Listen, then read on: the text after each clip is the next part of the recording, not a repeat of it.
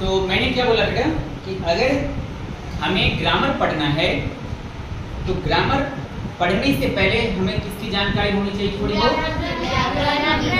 Grammar को तो हिंदी में व्याकरण कहते ही हैं, तो दोनों एक ही चीज हो गया।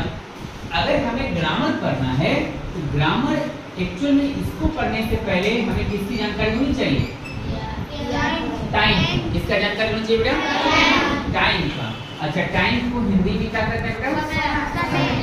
अच्छा, क्या इसके बारे में सिर्फ हम ही लोगों को जानकारी है, यानी जो पढ़ते हैं सिर्फ उसी को जानकारी है, या जो नहीं पढ़ते हैं उसको भी जानकारी है? हम क्या पूछे बेटा, यानी अगर हम लोग अभी विद्यार्थी हैं तो क्या टाइम के बारे में, समय के बारे में सिर्फ हम ही लोग जान रहे हैं, या जो नहीं पढ़ते हैं, जो मूर्ख हैं, उनको भी जानकारी है समय के बारे में?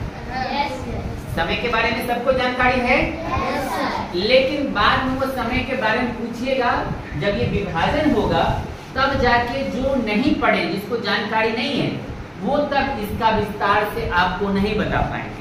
तो मूल रूप से बेटा समय जो है ये कितने प्रकार का?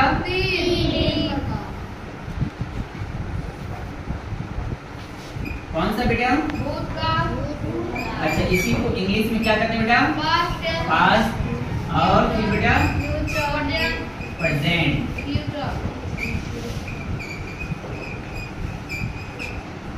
अच्छा बेटा, पास्ट को हिंदी में क्या कहते हैं? भूतकाल।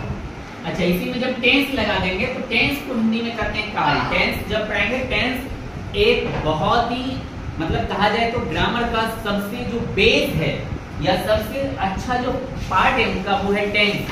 अगर टेंस समझ में आ गया तो लगभग समझिए आपके लिए ग्रामर आसान हो जाएगा, बनाना आसान हो जाएगा, उनको समझना आसान हो जाएगा। लेकिन टेंस पढ़ने से पहले हमें बहुत सारी चीजें पढ़नी है, तो हम लोग बेसिक से शुरुआत करेंगे। अच्छा, पास्ट के बाद बेटा जब टेंस लगा देंगे तो ये हो जाएगा भूतकाल, है ना। टेंस को हिंदी में बेटा कहते हैं काल, है ना। लेकिन टेंस जो है बेटा ये टाइम से जुड़ा हुआ रहता है ना। ये दोनों एक साथ आता है, टाइम एंड टेंस। तो इनके बारे में वही, पहले हम टाइम के बारे में समझ गए हैं, बाद में टेंस के बारे में समझेंगे। ये चीज समझ में आई? अभी टाइम समझते हैं, टेंस बाद में समझेंगे। इनको समझने से पहले बहुत सारी चीजें हैं, पहले हम उसको समझेंगे। बेटा रिया सामने आके खड़ा करेंगे तुम्हें, फिर ध्यान दीजिए। तो पास्ट को हिंदी में क्या कहेंगे बेटा? भूत का मतलब क्या हुआ? जो समय क्या हो गया बेटा? बीत गया है। जो समय बीत गया है, या फिर जो समय समाप्त हो गया, उसी को न कहेंगे। जो समय बीत गया है नहीं जैसे, या जो समय चला गया, जैसे आपने मान लीजिए आप बोलेंगे कल मैंने क्रिकेट खेला था, वो आपने कल खेला था, तो वो क्या हुआ हमारा? इंग्लिश में क्या कहेंगे उसको? Past tense. इंग्लिश में क्या कहेंगे? पास्ट। और आप बोलिएगा कि अभी मैं क्रिकेट खेल रहा हूँ, तो ये हमारा किस में चल रहा है? प्रेजेंट में। तो प्रेजेंट को हिंदी में बेटा क्या कहते हैं? वर्तमान। तो इसको हम क्या बोलेंगे बेटा? जो अभी चल रहा है ना, जो अभी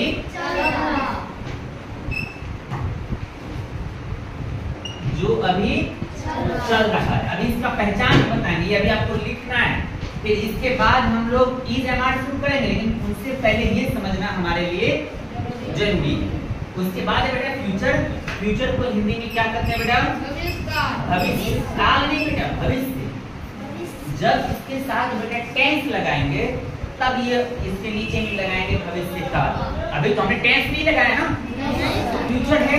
जैसे लोग बोलेगा इसका फ्यूचर एकदम गड़बड़ है, फ्यूचर पूरा खराब है, तो फ्यूचर का मतलब हम क्या बोलेंगे? इसका भविष्य काल खराब है कि भविष्य खराब है? भविष्य खराब है। समझ में आ रहा है बेटा? तो फ्यूचर का मतलब सिर्फ क्या हो? भविष्य। यानी इसको हम क्या बोलेंगे बेटा? जो समय आएगा, है ना, या आने वाले समय को क्या इतना समझ में आया? यानी आप बोलिएगा कि कल मैं क्रिकेट खेलने जाऊंगा, कल मैं जाऊंगा, तो वो कौन से काल में जाएगा? फ्यूचर में जाएगा। तो इसका पहचान भी है बेटा, है ना, इसका आइडेंटिटी भी है ना, पहचान। इसका पहचान क्या है बेटा? अगर वाक्य के अंत में, ज्यादातर वाक्य के अंत में आपको क्या मिलेगा?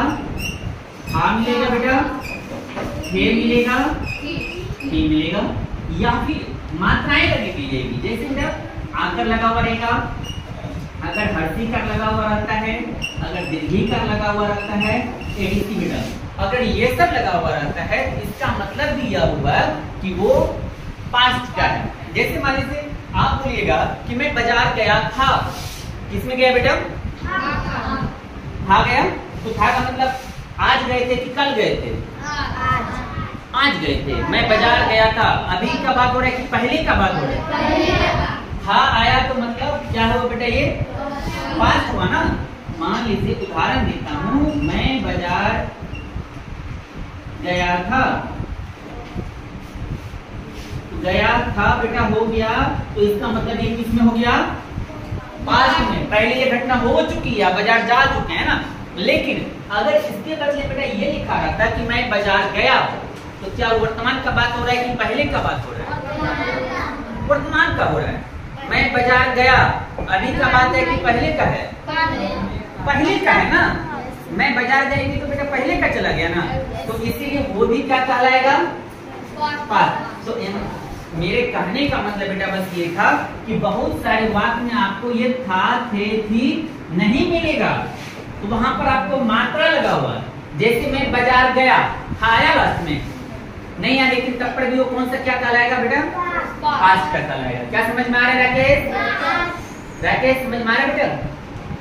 अच्छा, दूसरा मैंने बेटा लिखा था प्रेजेंट। तो इसका पहचान बेटा क्या है? तो इसका पहचान है वाक्य के अंत में क्या लगा रहेगा बेटा? हैं, या ओ, है ना। अगर वाक्य के अंत में बेटा ये सब लगा हुआ रहता है, तब जाके हम उसको क्या कहेंगे? कौन सा टेंस? Present tense. कौन सा टेंस कहेंगे बेटा? कहाँ ध्यान है बेटा? मोशन, क्या नाम है? चंद्रमणि। ये समझ में आया बेटा? अच्छा, जैसे बोलिएगा कि मैं बाजार में हूँ, या मैं बाजार जा रहा हूँ, मैं बाजार जा रहा हूँ, ये कौन सा टेंस हुआ बेटा? जा रहा हूँ मतलब वर्तमान में काम चल रहा है हमारा। अभी जब हम बोल रहे हैं समय चल रहा है, तो अगर वाक्य के अंत में बेटा किसी भी वाक्य के अंत में अगर है, हूँ, हो ये सब आ गया, तो सीधा समझ लेना है ये कौन सा टेंस का होगा? प्रेजेंट का होगा। अगर था, थे, थी आया तो कौन सा टेंस है? अगर वाक्य के अंत में आकर हर्षिकार दीर्घिकार भी लगा रहता है तो कौन सा टेंस है? समझ में आ रहा है? चल अच्छा, फ्यूचर है बेटा, तो फ्यूचर का पहचान क्या है? वाक्य के अंत में क्या लगा रहेगा? गागे। जैसे मान लीजिए बेटा बोलिएगा कि मैं बाजार जाऊंगा, मैं बाजार जाऊंगा। अच्छा, अब बताइए लास्ट में क्या आया बेटा? गा आया, तो इसका मतलब ये कौन सा टेंस है? Future tense. अगर गागेगी आया तो ये कहाँ जाएगा? फ्यूचर में। एक बार फिर से रिपीट कीजिए मेरे साथ। अगर वाक्य के अंत में था, थे, थी आया तब कौन सा टेंस हुआ? पास्ट। किसी भी वाक्य के अंत में था, थे, थी आया तो कौन सा टेंस? सत्यम। अगर है, हूँ, हो ये सब आया तब कौन सा टेंस है? प्रेजेंट। हिंदी में क्या बोलेंगे? वर्तमान। हिंदी में क्या बोलेंगे? अगर वाक्य के अंत में गा, गे, गी आया तब कौन सा टेंस है? भविष्यकाल। अंग्रेजी में क्या बोलेंगे बेटा? क्या ये समझ में आया सभी को? अच्छा, इसी को बेटा जब हम अब आगे जब पढ़ेंगे इनको, तब जाके इसका विस्तार होगा। पास्ट का भी मतलब जो भूत है ये भी 4 प्रकार से बढ़ेगा। जब प्रेजेंट होगा तो ये भी 4, और फ्यूचर भी कितना बेटा? 4। लेकिन यहाँ पर आने जो इसके बारे में जब हम ये टेंस का है, तो मैंने भी यहाँ से लिखा था ना टाइम एंड टेंस, तो टाइम के साथ टेंस की चलता है, लेकिन हम अभी टाइम को समझ रहे थे। तो जब टेंस पढ़ेंगे तब वहां पर इसका हम विस्तार करेंगे। टाइम इतना ही प्रकार का, 3 ही प्रकार का होता है, लेकिन जब टेंस आएगा इनके साथ तब ये 12 फॉर्म में जाएगा। यानी हर एक को कितने भागों में बांटेंगे बेटा? 4 भागों में। क्या कितना समझ में आया सभी को? Yes sir. अच्छा, जब प्रेजेंट पढ़ेगा, हम लोग शुरुआत प्रेजेंट से करेंगे। प्रेजेंट में इनका 4 भाग देखेंगे, आराम आराम से पढ़ेंगे धीरे धीरे से, और सबको समझ में आएगा। इतनी बातें सबको समझ में आई पहले? रुपी इतनी बातें समझ में आई बेटा? Yes sir. तो एक बार इसको पहले लिखिए, फिर तब भी इसके बाद में इज़ एम आर पढ़ाऊंगा।